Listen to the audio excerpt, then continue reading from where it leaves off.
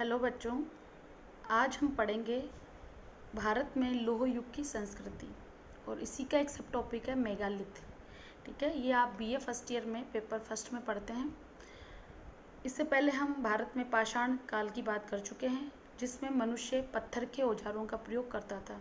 चूँकि वो पत्थर के औजारों का प्रयोग करता था, इसलिए उस काल को कहा गया है पाषाण काल। जब मनुष्य ने तांबे के प्रयोग किया, तांबे के औजारों का प्रयोग किया, तब वो कहलाया उसका ताम्रकालीन। और जब उसने कांसे का प्रयोग शुरू किया तो वो कहलाया कांस्यकालीन। आज हम बात करेंगे लौह युगीन संस्कृति की, जब मनुष्य ने लौह काल की शुरुआत की। हम देखते हैं कि जो धातु के प्रयोग ने मनुष्य के जीवन में एक बड़ी क्रांति कर दी थी।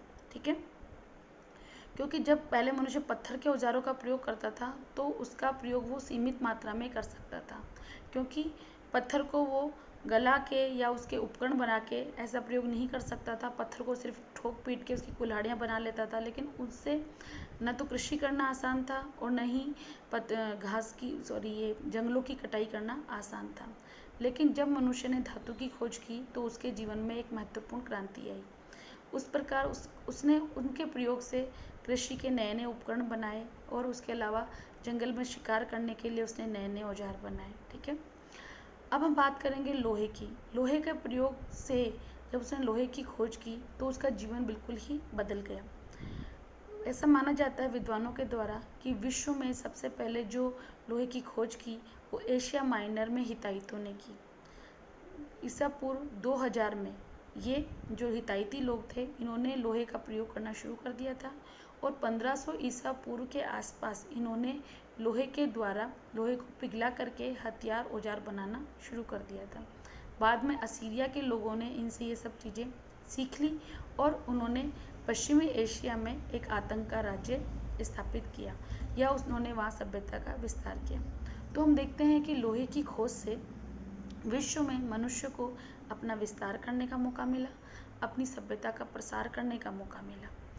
अब हम बात करते हैं कि भारत में विद्वानों का मानना है कि भारत में लोहे की शुरुआत 1200 ईसा पूर्व के आसपास हो गई थी। हमें जो अनेक खुदाई में जो साधन मिले हैं, जो उपकरण मिले हैं, उसके आधार पर विद्वानों ने ये अनुमान लगाया है कि भारत में 1200 ईसा पूर्व के आसपास मनुष्य ने लोहे का प्रयोग शुरू कर लिया था और 6ठी शताब्दी ईसा पूर्व तक आते आते उसने लोहे को गलाना या लोहे के द्वारा अपने अलग अलग उपकरण और सब करना शुरू कर दिया था।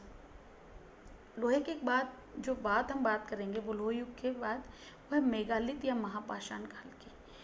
क्योंकि जो मेगालिथ काल है वो लोह युग और ताम्र संस्कृति, जो ताम्रकांस्य युग था और लोह युग था, उन दोनों के बीच की कड़ी है। जो उसका जो बीच का काल था उसको मेगालिथ काल या महापाषाण काल कहा गया है। जो मेगालिथ है, वो जो मेगालिथ शब्द बना है, ये किससे बना है? ये यूनानी शब्द है मेगास प्लस लिथ। मेगास का अर्थ होता है वृद्ध और लिथ का अर्थ होता है पाषाण, मतलब बड़े पाषाण। ठीक है, लेकिन भारतीय जो पूर्व इतिहास है इसमें मेगालिथ का एक अन्य अर्थ भी निकाला गया है।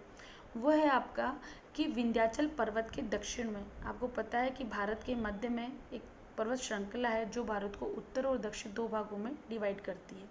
तो विंध्याचल पर्वत है, उसके दक्षिण में प्रथम शताब्दी ईसा पूर्व के परवर्ती कालों में, परवर्ती मतलब उत्तरार्ध में, एक अनेक समाधियाँ मिली है पाषाणों की, एक विशिष्ट संरचनाएं मिली है, उनको मेगालिथ कहा गया है।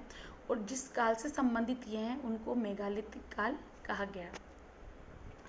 विमल चंद्र पांडे जो बहुत बड़े इतिहासकार रहे हैं, उन्होंने इन जो संरचनाएं मिली हैं पाषाणों की, इनकी संरचनाओं को देखकर इनको अलग अलग भागों में बांटा गया है, इनको अलग अलग नाम दिए हैं। वो है आपके शिष्ट समाधि, पिट सर्कल, केन सर्कल, डॉलमैन, अम्ब्रेला स्टोन। इसके अलावा 3-4 चीज़ें और हैं, हुड स्टोन आपके, एक आपका है कंदराएँ और मोहिर। जो सबसे पहले हम बात करेंगे चित्रों की। आपने अभी जो स्क्रीन पे आपको जो चित्र आ रहा है, जो सबसे ऊपर वाला चित्र है, ये अम्ब्रेला मतलब अपनी छतरी के हिसाब से बना हुआ है। ये पत्थर की संरचनाएं हैं। जो नीचे चारों तरफ पत्थर खड़ा करके उसके ऊपर एक ऐसा कीप नुमा पत्थर रख दिया जाता था। जो आप नीचे चित्र देख रहे हैं ये भी एक समाधि या कब्र का है। ये 2 समाधियाँ एक साथ दफनाई जाती थी, उसका चित्र है। पहले हम बात करेंगे शिष्ट समाधि की। जो आपकी शिष्ट समाधि है, ये जमीन में आयताकार एक खाई खोदी जाती थी। इस खाई में जो 6-7 फीट लंबी और 5 से 4 फीट ये चौड़ी होती थी। इसके अलावा 6 फीट ये गहरी भी होती थी। खाई में एक विशाल पाषाण शिला रख दी जाती थी और खाई के चारों दिशाओं में भी विशालकार पत्थर खड़े कर दिए जाते थे। इस प्रकार ये एक संदूकनुमा संरचना बन जाती थी। इसके पूर्वी दीवार में एक बड़ा छेद कर दिया जाता था, जिसमें से इस समाधि में जो इस्तेमाल किए जाने वाली जो चीज़ें हैं उनको उनके अंदर रखा जा सके उस छेद के द्वारा। समाधि में सबसे पहले हथियार, औजार, मृदभांड, आभूषण आदि रख दिए जाते थे। इसके बाद इस सामग्री के ऊपर मृतक के अस्थि पंजर के अवशेष रखे जाते थे। ऐसा माना जाता है कि मृतक के शव को पहले खुले में रख दिया जाता था और जब उसका मांस पूरा सूख जाता था, मात्र वो अस्थि पंजर बच जाता था, तब उसके अवशेषों को समाधि में रख दिया जाता था। ठीक है। और उसके बाद इस समाधि को एक ढक्कन के द्वारा बंद कर दिया जाता था। इसको बोलते थे शिष्ट समाधि। अगला आपका आता है पिट सर्कल। ब्रह्मगिरी के उत्खनन से हमें पिट सर्किल के नमूने भी मिले हैं। इसके अंतर्गत सर्वप्रथम 20-30 फीट व्यास का एक सर्कल बनाया जाता था और इस वृत्त के मध्य में 8-10 फीट व्यास की 6 से 8 फीट गहरी वृत्ताकार खाई खोदी जाती थी। ठीक है। प्रोफेसर विमल चंद्र पांडे, उनका ये मानना है कि शिष्ट समाधि में पहले जो अस्थि पंजर रखे जाते थे उसको पहले उस शव को पिट सर्किल में रखा जाता था। ठीक है। जो सर्कल बनाया जाता था उसमें लकड़ी की एक अर्थी बनाई जाती थी, उसके ऊपर शव को रख दिया जाता था और जब शव का पूरी तरह मांस गल जाता था, ये सूख जाता था, उसके बाद उसके जो अस्थि पंजर थे उनको उठा के कहाँ रख दिया जाता था? शिष्ट समाधि में रख दिया जाता था। इसके अलावा पिट सर्किल के जो फर्श था उसमें आभूषण, उसके उपकरण, उसके खाद्य सामग्री, उसके मूंगे, मृदभांड आदि सभी भी रख दिए जाते थे।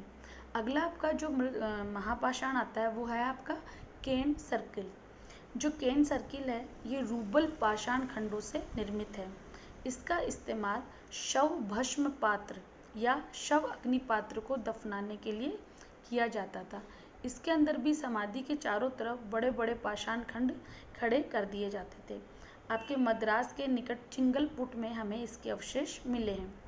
अगला आपका आता है डॉलमेन। ठीक है। ये डॉलमेन है, ये भी शिष्ट समाधि से मिलते जुलते हैं, लेकिन जो आपको मैंने बताया कि जो शिष्ट समाधि थी उसकी खाई तो ज़मीन में खोदी जाती थी, लेकिन जो डॉलमेन थे वो खाई में ना खोदकर जो संरचना थी वो पृथ्वी के ऊपर एक आयताकार संरचना पत्थरों के द्वारा बनाई जाती थी। आगे अब मैं आपको चित्र में इसको दिखाऊंगी। ये भी आपके चिंगलपुट जो मद्रास के निकट है वहाँ ऐसी समाधियाँ हमें मिली हैं। इसके बाद आपका अगला आता है अम्ब्रेला स्टोन, जिससे भी मैंने आपको चित्र में पहले बता चुकी हूँ कि ये चित्र जो ऊपर वाला है ये अम्ब्रेला स्टोन का ही है। इस प्रकार की समाधियों में पहले वर्गाकार पृथ्वी खंड के चारों कोनों पर पाषाण खंड खड़े कर दिए जाते थे। इन चारों के ऊपर कम ऊंचे और अधिक चौड़े कोण के आकार का पाषाण खंड रख दिया जाता था, जिसकी आकृति किसकी तरह दिखती थी? एक छाते की तरह या अम्ब्रेला की तरह, और इसीलिए इस मृतक संस्कार को अम्ब्रेला स्टोन का नाम दिया गया है। एक आपका आता है हुड स्टोन।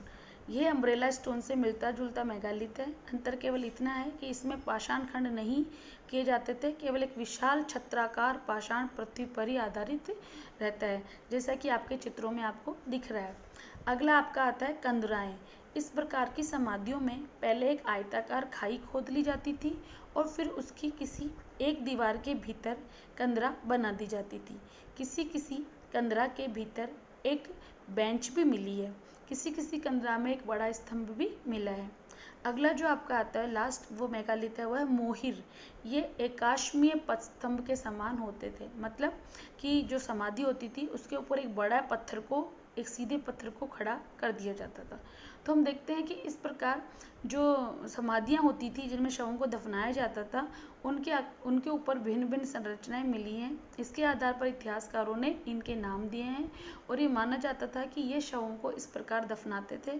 और चूँकि शवों के साथ उनके जो यूज़ के अनेक संसाधन हमें उपकरण मिले हैं, इसलिए कहा जाता है कि इनका प्रयोग शायद मनुष्य अगले जन्म की यात्रा के लिए करे, अर्थात ये पुनर्जन्म में विश्वास करते थे कि जब तक उसका अगला जन्म नहीं होगा तब तक वो यहाँ इस जन्म में मरने के बाद इन चीज़ों का प्रयोग करेगा। इसलिए ये सब समाधियाँ इस तरह से बनाई जाती थी।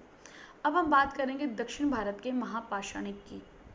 हम देखते हैं कि यहाँ 2 या 3 कक्ष वाली कब्रें मिली हैं। जैसा कि हमने पहले चित्र में बताया है कि किसी कब्र में दो कक्ष हैं, किसी में 3 कक्ष हैं, ठीक है। और इनमें ये शवाधान किया जाता था। शवाधान और अंत्योष्टि संस्कार की कुछ वस्तुएं जैसे तिपाई, चतुष्पद कलश कुछ सीमातक क्षेत्रीय हैं, मतलब उस क्षेत्र विशेष में उनका प्रयोग किया जाता था। महापाषाणिक मुके वाली कब्रों का विस्तृत ढंग से प्रचलन था। ये कब्रें एक समान है, विशेषतः जहाँ तक कब्र द्वार को बंद करने वाले मूकों का संबंध है। इन मूकों का प्रयोग इसलिए किया गया था कि कब्रों को ढकने और कब्र द्वार को बंद करने के बाद भी भेंट चढ़ाया जा सके, ठीक है, और हड्डियों को अंदर रखा जा सके। मृतकों को दफनाने की इस विधि को हरा या सूखा समाधान कहा जाता है। आपके एग्जाम्स में जो ऑब्जेक्टिव टाइप क्वेश्चंस पूछे जाते हैं उसमें ये चीज़ें पूछी जा सकती हैं कि हरा और सूखा समाधान क्या होता था।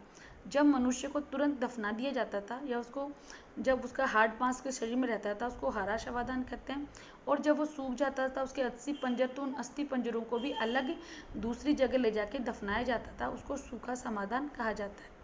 जब उसके बाद जो घरेलू कब्रें बनी होती थी उनमें हड्डियों को उत्सव के साथ दफनाया जाता था। इस क्षेत्र में अनेक प्रकार की महापाषाणिक कब्रें विद्यमान हैं। कहाँ? दक्षिण भारत में, ठीक है। इनमें अधिकांश है वो एल शेप की बनी हुई है। इनकी दीवारें ग्रेनाइट की चट्टानों से बनी हुई है और कब्रों के ढक्कन भी कब्रों के दीवारों से अधिक महत्वपूर्ण है क्योंकि ये ढक्कन बहुत बड़े आकार के हैं। इसके अलावा हमें महापाषाणिक वृत्त और मार्ग रेखाएं भी मिली हैं दक्षिण भारत में, ठीक है। अब हम बात करेंगे उत्तर भारत के महापाषाणिक की। जो उत्तर भारत है वहाँ भी अनेक प्रकार के जो महापाषाणिक वो स्थल मिले हैं, अनेक प्रकार की संरचनाएं मिली हैं। इनमें संगोरा शवाधानों का विशेष उल्लेख है, ठीक है। मोटे रूप में ये पत्थरों के आयताकार ढेर हैं जिनमें पत्थरों के ही छोटे शवाधान कक्ष बने हुए हैं और इन कब्रों की छतें भी पत्थरों की हैं। इन संगठों में अधिकतर राख और क्या है, हड्डियां भरी हुई हैं जो अंत्येष्टि के अवशेष हैं। अतः हम कह सकते हैं कि जो संगोरा शवाधान है वहाँ भी हमें अधिकतर जो अस्थियों के जो अवशेष है वो इसमें दफनाए जाते थे। इसी प्रकार उत्तर भारत के बिहार और उड़ीसा में भी महापाषाणिक परंपराएं रही हैं, लेकिन ये जो पाषाणिक परंपराएं ये हमें असम से जो क्या कहते हैं असम के द्वारा जो प्रयोग महापाषाणिक परंपराएं थी उन्हीं की कॉपी हमें प्रतीत होती हैं, क्योंकि प्रस्तरों के एकाश्मक स्मारक और कब्रें एक बड़े प्रस्तर खंड से ढकी हुई हैं और चारों कोनों पर छोटे छोटे पत्थर लगे हुए हैं। इन खंभों की ऊंचाई ज़्यादा नहीं है, 1 फीट या आधा फीट है। ये उत्तरी पूर्वी जो क्षेत्र है वहाँ छोटे पाषाण खंडों का ही प्रयोग किया जाता था, और जहाँ दक्षिण भारत है उसमें बहुत अधिक पाषाणिक बड़े बड़े पत्थरों का प्रयोग किया जाता था। जैसे आपको ये चित्र दिख रहा है लास्ट में, ये डॉल्मेन का चित्र है। ये देखिए कि आप इसके अंदर घुसने के लिए एक रास्ता बनाया हुआ है और आयताकार पत्थर खड़े हुए, आयताकार एक संरचना है, ऊपर पत्थर खड़े हैं और ऊपर से उसको ढका गया है। तो हम देखते हैं कि जो महापाषाण काल था उसमें जो अंत्येष्टि क्रिया थी या जो समाधियाँ थी वो एक विशेष महत्व के जो क्या कहते हैं संरचनाएं पृथ्वी पर बनी हुई हैं और इसका भी अपने इतिहास में एक महत्वपूर्ण स्थान है। ये हम इस मेगालिथ में पढ़ते हैं। परीक्षा की दृष्टि से ये टॉपिक इम्पॉर्टेंट है, उसमें आपको पूछा जा सकता है कि मेगालिथ क्या होते हैं, इनकी विशेषताएं बताइए, या विभिन्न प्रकार के मेगालिथ के बारे में वर्णन कीजिए, या फिर किसी एक पर्टिकुलर मेगालिथ के बारे में आपको पूछा जा सकता है, जैसे शिष्ट समाधि किसे कहते हैं, या डॉल्मेन क्या होता है, या फिर आपका अम्ब्रेला स्टोन क्या है। ये आपके छोटे क्वेश्चंस में पूछे जाते हैं जो आपके 20 शब्दों के क्वेश्चंस आते हैं। तो इस प्रकार आप पूरा का पूरा इस चैप्टर को पढ़ सकते हैं और ये टॉपिक आपके जो कॉम्पिटिटिव एग्ज़ाम है उसमें भी बहुत महत्वपूर्ण टॉपिक है। इसी के साथ ये टॉपिक मैं ख़त्म करती हूँ। धन्यवाद।